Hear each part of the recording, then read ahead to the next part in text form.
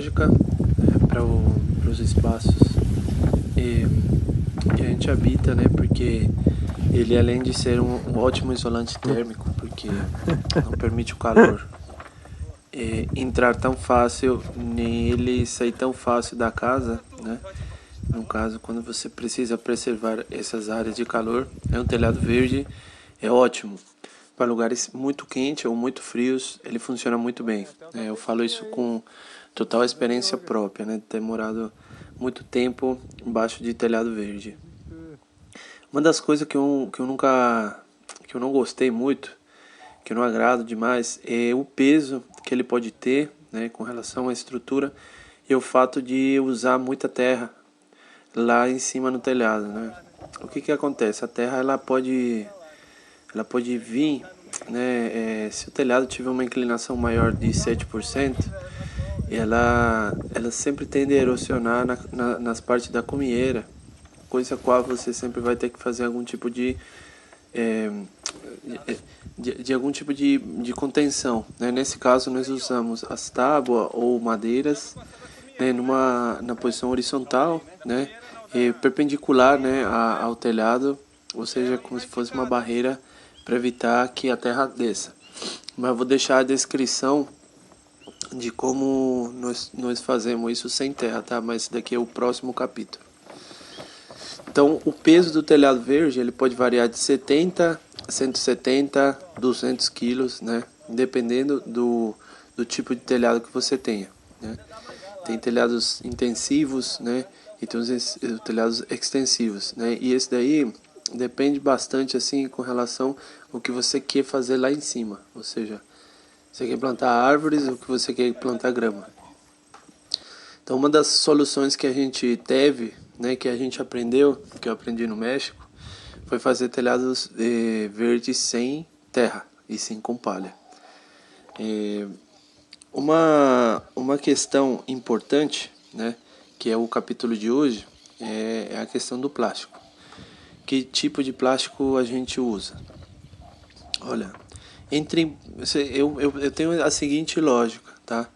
Entre maior a quantidade de micragem, ou seja, quando você compra um plástico, ele tem 100, 200, 300, 400 micras, etc. Os plásticos mais baratos, assim que a gente encontra, eles podem ter de 3 a 6 micras, né, que são aqueles plásticos de sacola de lixo, até 800, 1000, 1200, 1300 micras, que eu conheço, né, deve ter até mais, dessas geomembranas de vinil, né, aquelas lonas de vinil que nós estamos usando nesse caso aqui nesse telhado. Uma micra é 0,001 centímetro, né? Vamos supor. Então, para vocês imaginarem assim quão fino ela é. O plástico que a gente usa no telhado verde, que eu uso, né? Deve ter vários outros modelos, outras formas de fazer também. É um telhado que eu procuro que ele tenha pelo menos 1000 micras, tá? Mas como é que nós obtemos essa micragem de uma forma um pouco mais em conta e que funcione? Eu divido o telhado assim. A primeira camada de plástico que eu coloco, eu procuro que seja um plástico mínimo de 800 micras, tá? Mas isso daí não é uma realidade mundial. Nós estamos num lugar, num país muito abençoado, né? E espero que continue assim, onde nós conseguimos tudo, né? Nesse primeiro momento, né? Nós temos como subir com 1000, 3000, 1200 micras, etc. É fácil achar isso daí no mercado e ainda trazem nos correios. Tem alguns países, alguns lugares onde eu já trabalhei, onde essa facilidade não existe. E o que eu tenho aprendido já que eu não tenho, né, cachorro, eu caço com gato. Isso quer dizer o quê? Como é que eu faço um telhado seguro com o que eu tenho? Eu vou subindo as camadas das micras segundo os plásticos que eu tenho. Os plásticos mais em conta que eu já vi no mercado são 200 micras, tá? Então o que eu faço? Eu vou comprar 4 ou 5 lonas que me cheguem até o mínimo de 1.000. No caso desse telhado que nós estamos fazendo aqui, né, nessa casa de cobre, ele tem uma manta vinil de 800 micras, que é uma geomembrana, né, que é utilizada para estanques de água. Ela tem certa proteção contra raios UV, o que é ótimo. E nós complementamos o restante das micragens com plásticos de lona de silo e outros plásticos que a propriedade tinha. Por que eu faço dessa forma e já não pega uma lona de 1.300 micras? Eu penso isso daqui como se fosse um bloqueador solar, literalmente. Eu já vi a eficiência que tem você utilizar mais de 2 lonas em cima da lona original.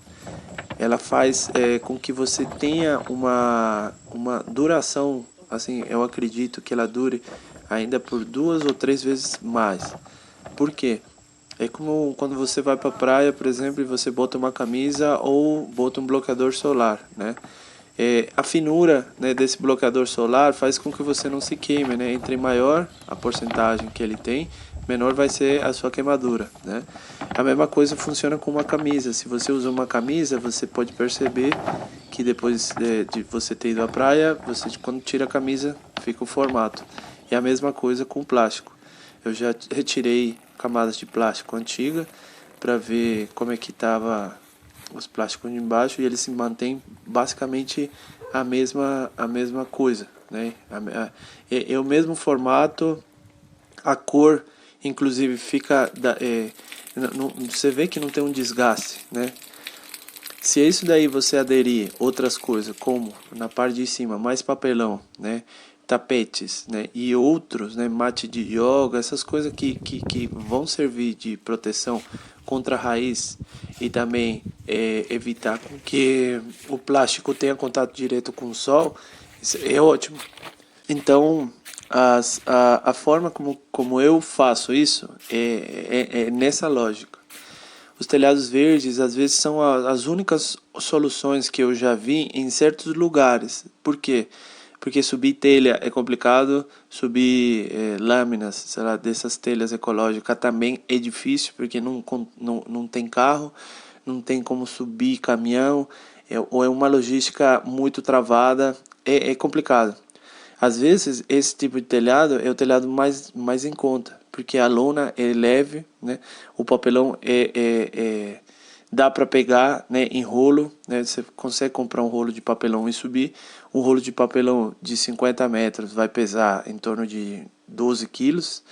Então, assim, os pesos e as quantidades são bem menores, né?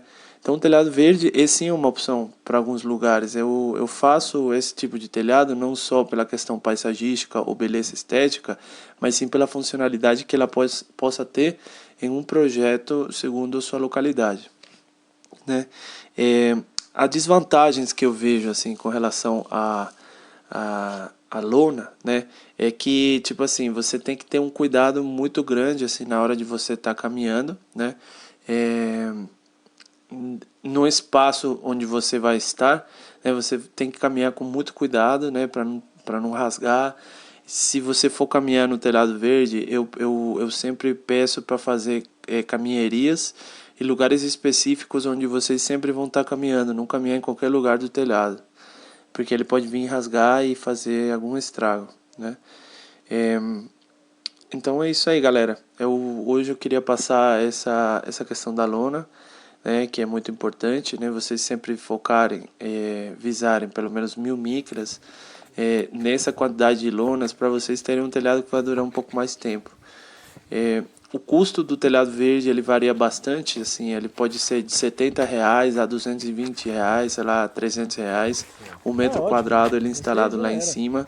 É só isso, brother. Os custos Já vai ter 3 investimentos, entendeu? só baixam segundo o seu fornecedor de plástico, né? Que eu acredito que vedar o telhado, né? Que nesse caso que é a geomembrana, é o mais caro. Dá para usar a lona de caminhão também. Eu já usei, funciona bem, né? A lona de caminhão é bom pedir ela reforçada, né? Eles dão um reforço. E se puderem pedirem a lona já soldada, é uma ótima economia. Então, na hora de vocês pedirem aos seus fornecedores de lona, peçam para eles, por favor, se eles podem soldar a lona inteira, porque o trabalho é bem mais garantido, tá bom? Façam suas perguntas aqui. Vou deixar, a partir de amanhã, vou estar respondendo todas as suas perguntas nos vídeos. Então vocês podem fazer suas perguntas, que eu vou estar respondendo nos vídeos seguintes, tá? Que eu quero interagir mais com vocês e eu quero passar mais respostas e deixar mais claro tudo. Então, faça suas perguntas escritas nesse vídeo de hoje, da lona, que amanhã eu vou estar respondendo. Tá? Amanhã vamos estar passando como fazer as drenagens, né? E depois como colocar o substrato. Então acompanha todo dia, né? Que no finalzinho tem surpresa. É isso aí. Muito obrigado a todos vocês aí que estão acompanhando o canal. Já estamos crescendo um monte. Nós vamos utilizar esse canal de YouTube aqui para monetizar. E desse dinheiro a gente investir 100% em capital humano. Nós vamos começar a viajar pelo Brasil com o nosso canal do YouTube.